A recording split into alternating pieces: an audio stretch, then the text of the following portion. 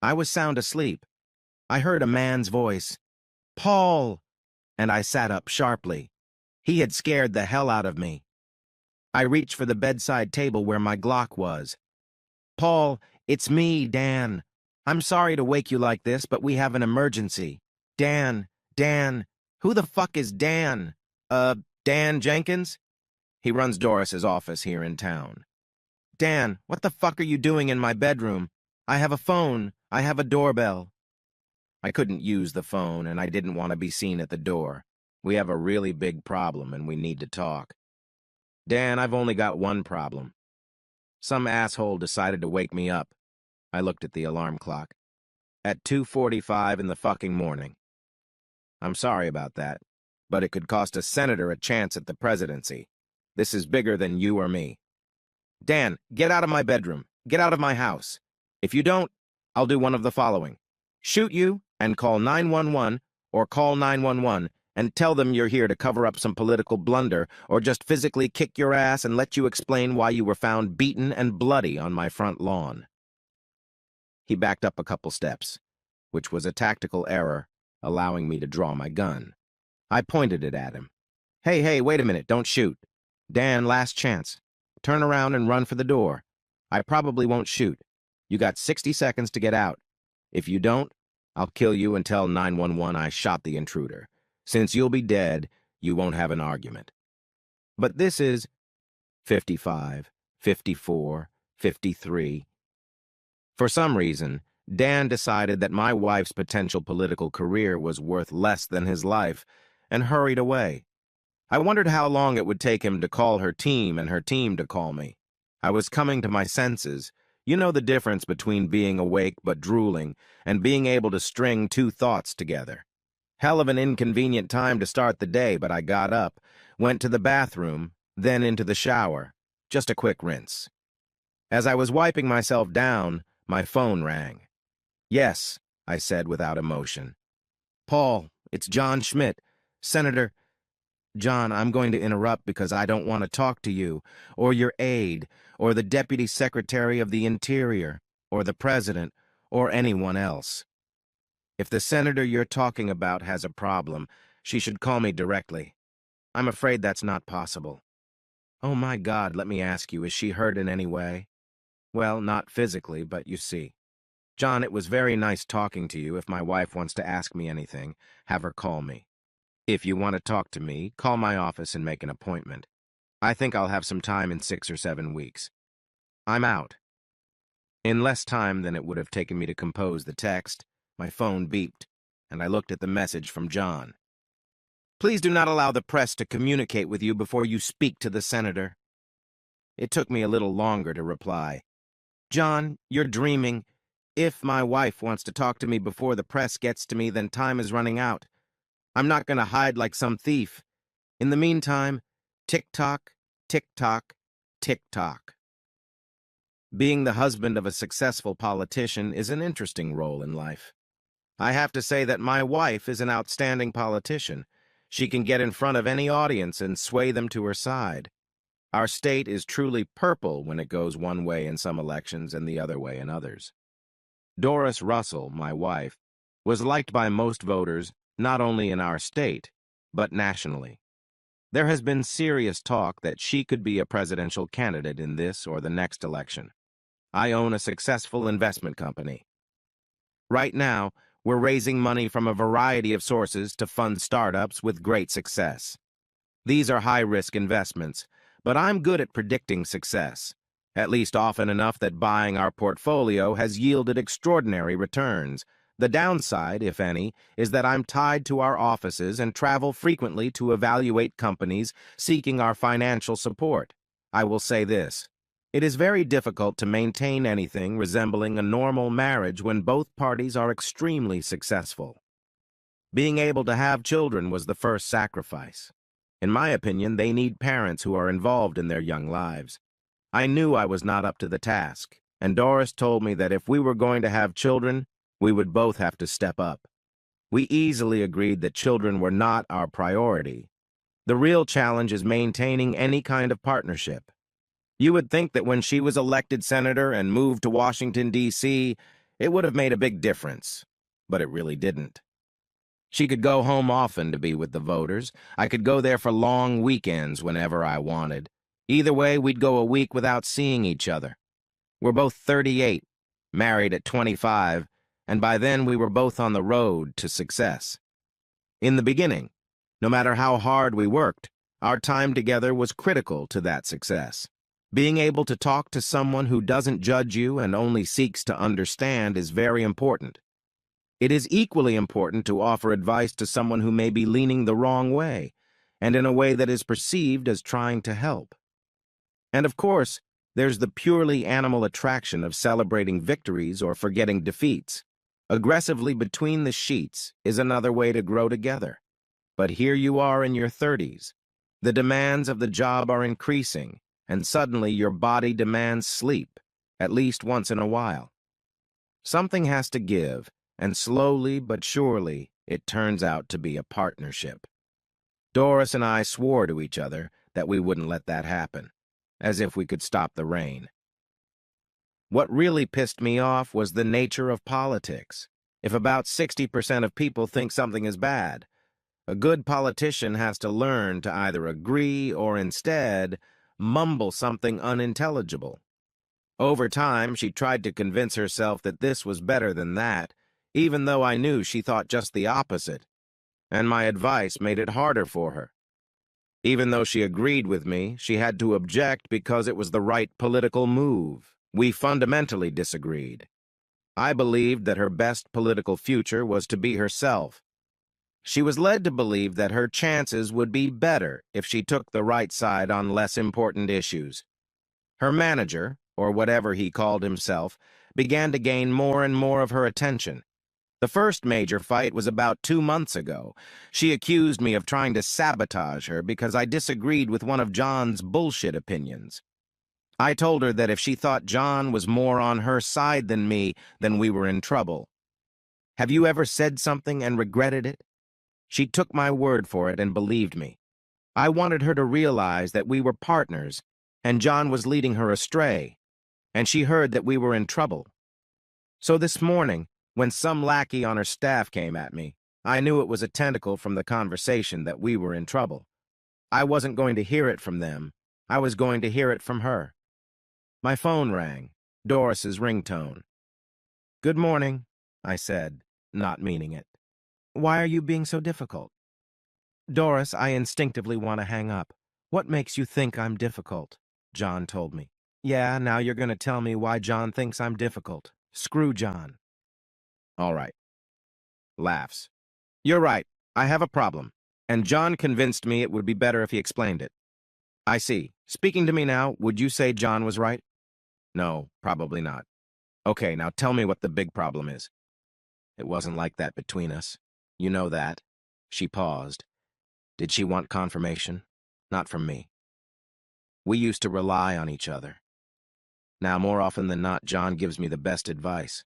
I rely on him more and more." Another pause. I decide this is her hole.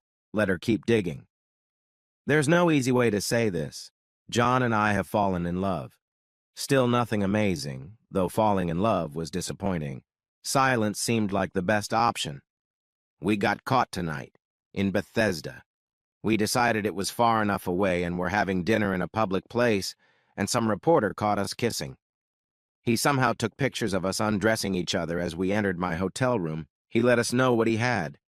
The story will unfold in the morning. We have to get ahead of it. Another pause. "You don't care? Don't you have anything to say?" "You're speaking in declarative sentences. I understood what you said. You didn't ask me anything. Are we really that far apart? You loved me once." "I still do. I'm not the one who says I've fallen in love with someone else. All I can say is that I'm sorry. I'm even more sorry that I have to ask for your help to get through this crisis." "My help? Are you kidding me?" "No, I take that back. It's the new you legend over fact. What's the legend, by the way?" "John thinks we can turn this around in my favor. There's this double standard. Men can have affairs, women can't. You and I can stand up in front of the press and say, 'It happens. I'm sorry.' And you forgive. We can sugarcoat it a little bit, make it part of our relationship, which we say remains strong. And is that so? I asked sarcastically. Is what so?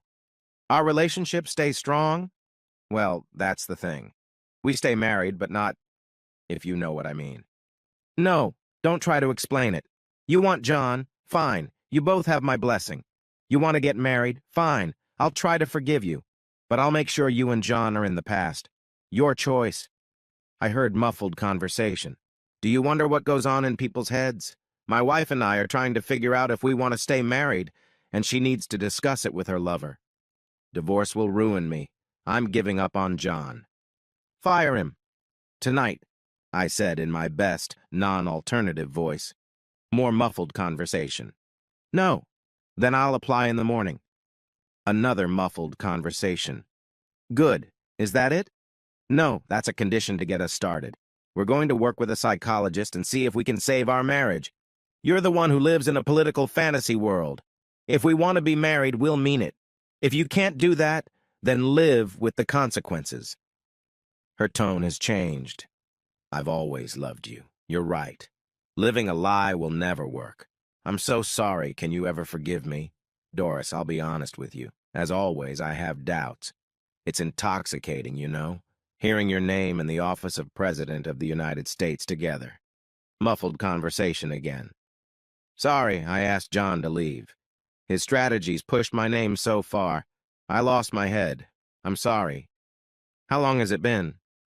Since we fought. I decided that being president was more important than being married. Obviously, you can't have one without the other. This is a ringing endorsement. It's the best thing I can do right now. Give me a chance. I convinced myself that it was over between us. But that was wrong, and I knew it. John convinced me that I couldn't have the presidency and you, and he convinced me that I should actually let you go. Like I said, his strategies, it totally sucks, as I told you from the beginning. We had a little talk. We agreed that she would fire John publicly in the morning. Well, morning for everyone else, it was still just under 4 in the morning. She would say they had made a mistake and her marriage was too important to her. She also said that she and I would address the press within the next week. All the morning newscasts ended with Doris and John groping each other at the door of her hotel room. It was great political news. Within the next hour, it was announced that Senator Russell would make a public announcement at 9 a.m. Doris came out, professionally dressed, and said she would read a prepared statement and then take questions. I made a big mistake last night that I now regret. My campaign manager and I became too close, and we let it slip from our control. My political career is important. My marriage is more important. This morning, I fired my campaign manager.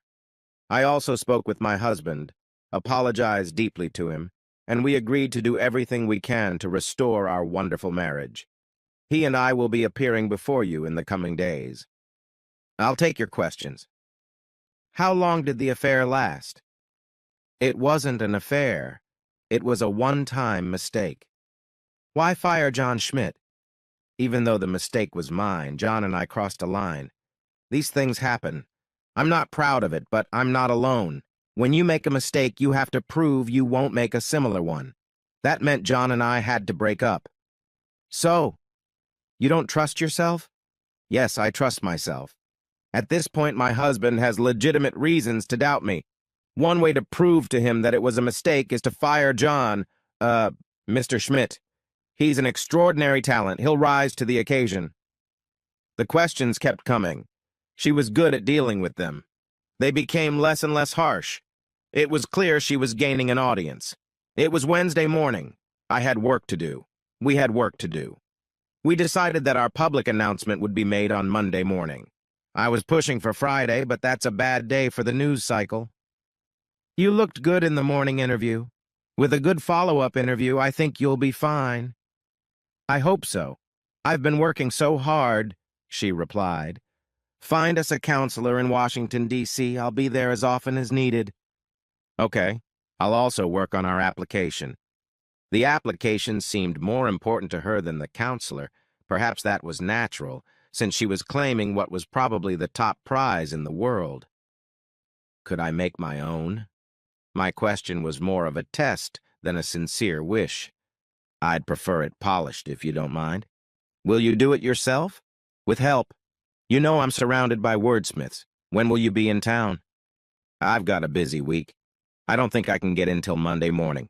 Why don't you schedule a press conference for noon? It'll give me time to prepare. My independent study went as well as I expected. Monday came quickly. I flew to Washington, D.C. on our company plane and arrived at 7 a.m. Doris's staff was already there to meet me. We quickly made our way to her apartment. At the door, we kissed. "Oh, I love you so much," she said. "I love you even more," I returned. "Here's your script. Let me know what you think." I read it through. I had to admit it sounded real, sincere enough, emotional enough, and with a real hope that we could live our lives as the loving couple we'd always been. My lines were to follow hers. Good afternoon. Today I brought my husband, with whom we have been together for 13 years, to report on our progress since last week. I am happy to say that we have a strong marriage that can overcome my indiscretions. We will be seeing a counselor twice a week for a while until we find everything we need to do to repair our relationship. She talked about it at length some more. She explained her mistake and how remorseful she was. It was very impactful. After almost 10 minutes, she asked me to say a few words. Unfortunately, for our presentation today, I did a little homework on my own. I regularly use private investigators to make sure startups are what they claim to be. I arranged for discreet surveillance of a senator and her lover. She could fire him, but he remained her lover. He snuck into her apartment after midnight on Thursday, Friday morning. He never left, and I wondered where he was hiding while we worked on the presentation. I've always disliked political theater. When I said that, her eyes got big.